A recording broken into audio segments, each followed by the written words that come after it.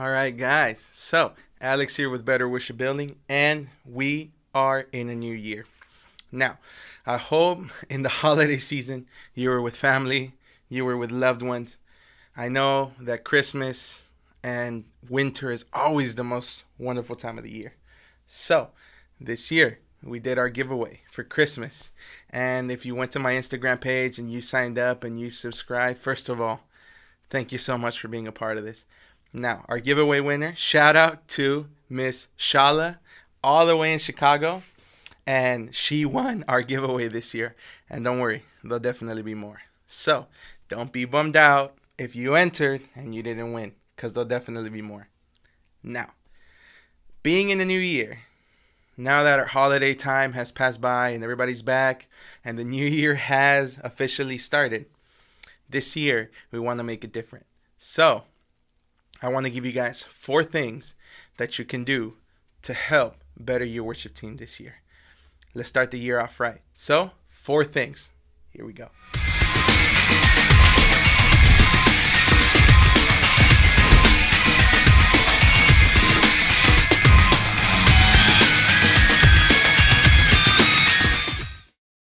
All right. So, let's get started. Now, being in 2018, we get a whole new fresh start to things. So, always at the beginning of the year, I know most people have their resolutions. You know what? This year is the year where I do this. One of my favorites, and one of the ones that I struggle with, as everybody else is. This is the year I lose weight, and I've been saying that since 2012. So, has not happened yet, but I don't want this to be another year where I don't get things done. And we want this to be a productive year. We want this year to be as productive as it can be. So, 4 things that we can do right now to help better our worship team this year. So, number 1, obviously, is always better yourself. So, it was said best. If you want to make the world a better place, take a look at yourself and make a change. So, Michael Jackson, everybody. Anyway, better yourself. Now, in our worship teams, depending on what position you're in, whether you're a bass player, guitarist, drummer, piano player, it doesn't matter. Every single piece is very, very, very important. So, better yourself so that you can bring something a little bit of more quality to the table. So, what does that mean?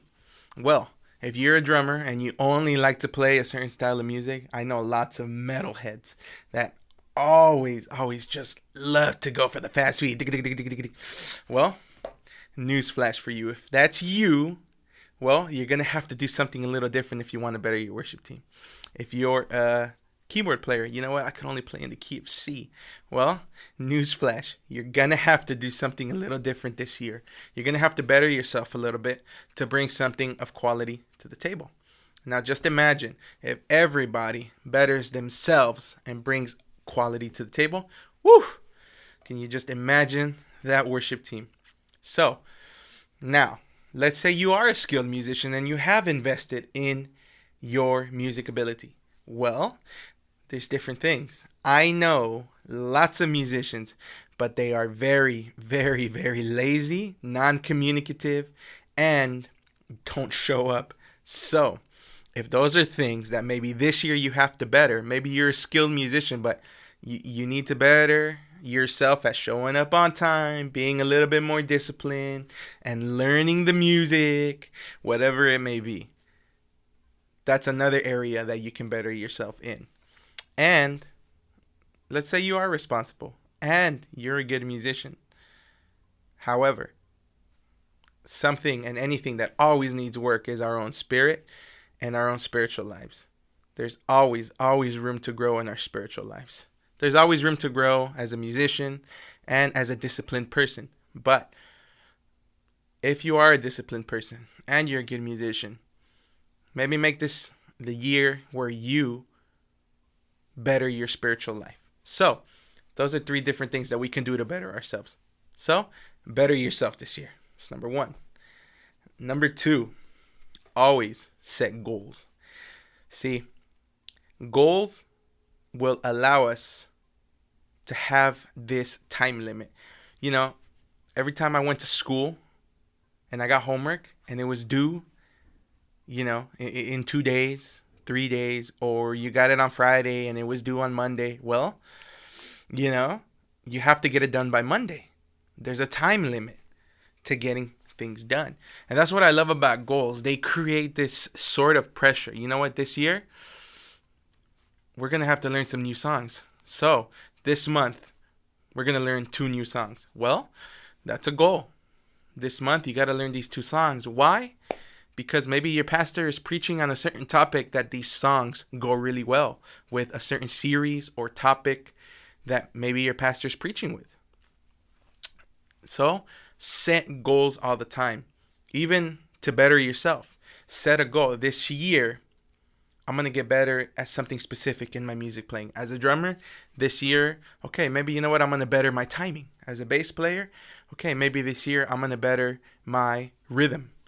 Or as a keyboard player, you know what? My chords, I'm going to make my chords just a little bit fatter. As a singer, I'm going to work on harmonizing with other people. So, set yourself a goal.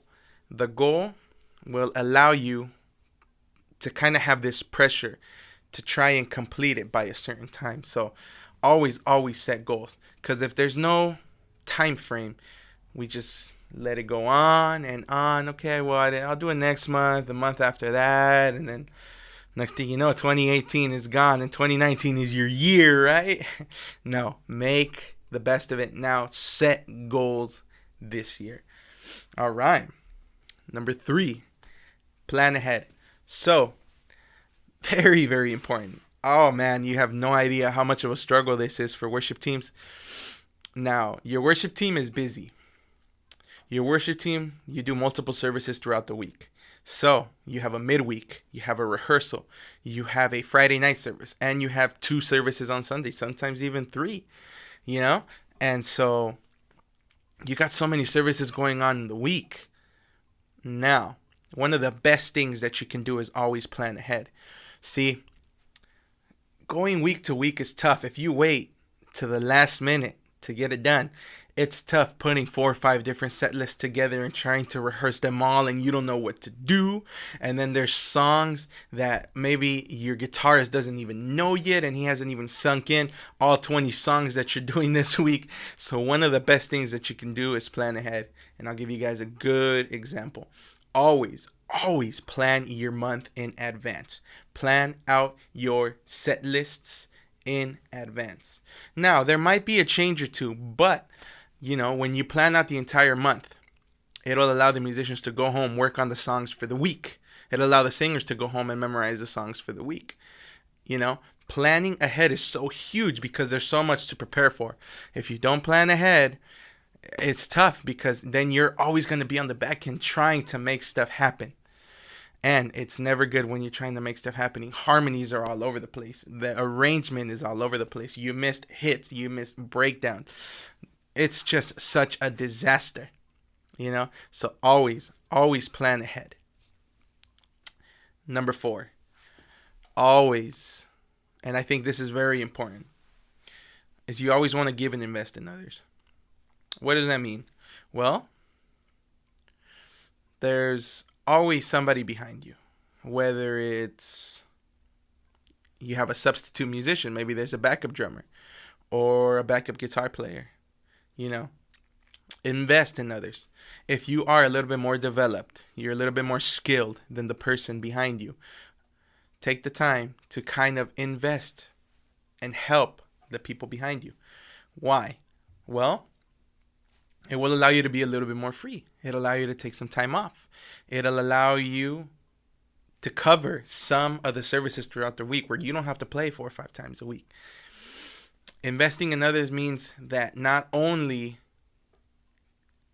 are you of quality, but being able to have somebody else and the quality doesn't drop, being able to have options, that's always such a good thing. Having those options will allow you to kind of expand yourself a little bit more. And I also mean is giving and investing in others is also about investing in a relationship with your fellow musicians. If you guys just kind of get there, play, and leave, but there's no relationship between all of you, well, you all work together. You have to work together. You have to enjoy what you do. So when you kind of invest in others and you're giving to others, you're allowing yourself to kind of build a relationship with the people around you. And as well, investing in others is you're leading people in the congregation to worship. So people have to be able to connect with you. People have to be able to be led by you, And if you come down and you don't invest in relationship with other people will not be following you. Other people will not be influenced, or other people will not let themselves be led by you. So give and invest in others. Whether it's a substitute musician, invest in relationships with the people that you work with, and invest in relationships with the people of the congregation, because you never know what can happen.